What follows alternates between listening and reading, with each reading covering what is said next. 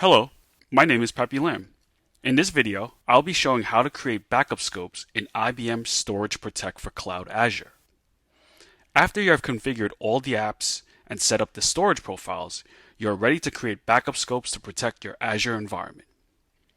Now, before I move forward with configuring the backup scopes, I want to add that the user interface in this video still displays the old name Spectrum Protect Plus Online Services. We are currently working on updating the UI to the new name Storage Protect for Cloud. Now, from the Storage Protect for Cloud user interface, click on Storage Protect for Cloud Azure. From here, you'll see that there are 3 backup scopes that are available. I can protect Azure Active Directory, VM, and Azure Storage. Azure Storage can be either file shares or blob storage or both. If I go into the first one, which is Azure Active Directory, and I click on the little gear icon, this will display the backup scope for Azure Active Directory. Each Azure AD can only be included in a single backup scope. To create a new backup scope, I'm going to click the New Backup Scope button. First thing I'll ask is to confirm the app profile. This is the Azure Service App profile that was previously created in Storage Protect for Cloud that facilitates the communication between Storage Protect for Cloud and the Active Directory of the Microsoft 365 tenant. If there are multiple tenants, there would be multiple service apps to choose from. After selecting the app profile, click Next. Here is where additional information can be provided to the backup scope. This includes providing a name for the backup scope and specifying the storage profile. You can set up your storage profile under Settings or select New Storage Profile from the drop-down. I'm using the IBM provided storage, so it's set to default storage. After providing a name and storage profile, next is setting up the schedule and retention policy for your backup. I can change the retention to weeks, months, or years. I can also add a description for the backup scope. I've listed out all the items that will be protected by this backup scope. Storage Protect for Cloud Azure will automatically back up your users, groups, and enterprise apps. After hitting Next, this page allows you to review your backup scope before saving. As you can see here, it created a backup scope and it will take effect in the next backup job. To review the backup scope, just click on the View button. To edit the backup scope, just click on the Edit button and it will go back to the wizard. There is also a button to delete the backup scope. Now that I created a new backup scope, if I go back to the home page, you can see that Azure Active Directory is now protected. For VMs and Azure Storage, there are going to be additional options during the backup scope. To start, I'm going to click on a new backup scope. And as you can see here, this wizard is a little different from the Active Directory wizard. For the AD backup scope, all I had to do was select the Service App profile. The VM and storage backup scopes utilize the delegated app profile. I'm selecting a single VM, but the UI allows you to select multiple VMs. There's also a way to filter through all your virtual machines. This makes it easier to find the virtual machines that need to be protected. So after selecting the virtual machine, I will hit Next. This next section is where I can configure which storage profile to use. With the Bring Your Own Storage option, the storage profiles can be configured across multiple Microsoft data centers in different regions. This view will show all the VMs that were selected and in what region they are located in.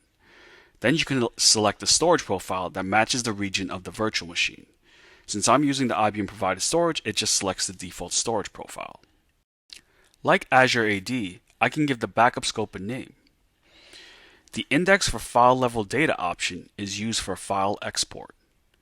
If I wanted to export at the file level, an index has to be created of the file system to locate that file. Enabling this option will potentially slow down the backup job. Next, I can set the schedule of the backup scope. There are extra options here compared to the Azure Active Directory backup scope. Here, I can schedule the backups by hour, by day, by week, or by month. With Azure VM, I can run a backup every 6 hours, which equals the 4 backups a day. That's the lowest frequency I can run for the virtual machine backup scopes. Next is the retention policy of the backup versus the number of snapshots to keep. The snapshots are stored in Microsoft 365 and are used to quickly restore your VM. Backup data is also being stored in the storage profiles. I also have the option to provide a description similar to Azure AD. Hitting next will go to the final step of the configuration of the wizard. This screen is where I can do a quick review of my VM backup scope before saving. Compared to the Active Directory backup scope, there are more options. The AD backup scope, I just had to select the service app profile. There are also fewer options for the frequency of the backup and retention. For VMware backup scope, I have to select which VM to protect. And there are also more options for the backup settings, including how often to run the backup, and the retention policy was different. I could select the number of snapshots to keep and how long to keep the written backup data that is going to the storage profile. Now that my VM is protected, the last backup scope to configure is Azure Storage. Clicking the gear icon will allow me to configure the backup scope. There is a drop-down under New Backup Scope, which allows me to select Blob Storage or File Shares. I'm going to select Blob Storage, and it brings me to a similar wizard as the VM storage. Here you can select your tenant. There are also filters that make it easier to find the specific blob storage that I'm looking to back up. I can select which container to back up, and it shows what subscription, resource group, and region my storage container is located. Once I hit Next, I have a similar screen to the virtual machine backup scope where I can select the storage profile. I can configure the backup scope to use a specific storage profile that is set up by region. Similar to the virtual machine, it just shows the default storage profile since I'm using the IBM provided storage. This screen is similar to the VM wizard. First, I have to provide a name. There's also a scope filter if I want to prevent certain content from being part of the backup. The schedule is similar to virtual machines, but the lowest setting for frequency is daily. I can't schedule a backup job by hours for blob storage or file shares. The retention policy only has an option to keep the written backup data.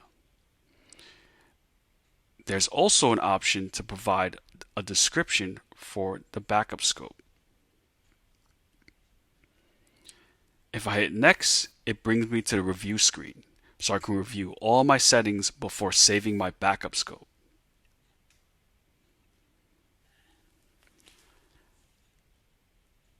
As you can see here, my blob storage backup scope was just configured. I just went over how to configure the backup scopes for Azure Active Directory, virtual machines, and blob storage or file shares. For each one, all that is required is to select the gear button and go through the wizard. To be able to back up each type, you will have to make sure all the prerequisites are met. For Azure VM, blob storage, and file shares, you must make sure that the delegated app profile has been configured. You also have to make sure that the contributor role has been assigned to delegated app profile. If that is not configured, there'll be no VMs available or storage to select for backup. As you can see here, I've configured my Azure AD, VM, and blob storage backups and they're scheduled to run. Thanks for watching this short video on configuring backup scopes in IBM Storage Protect for Cloud Azure.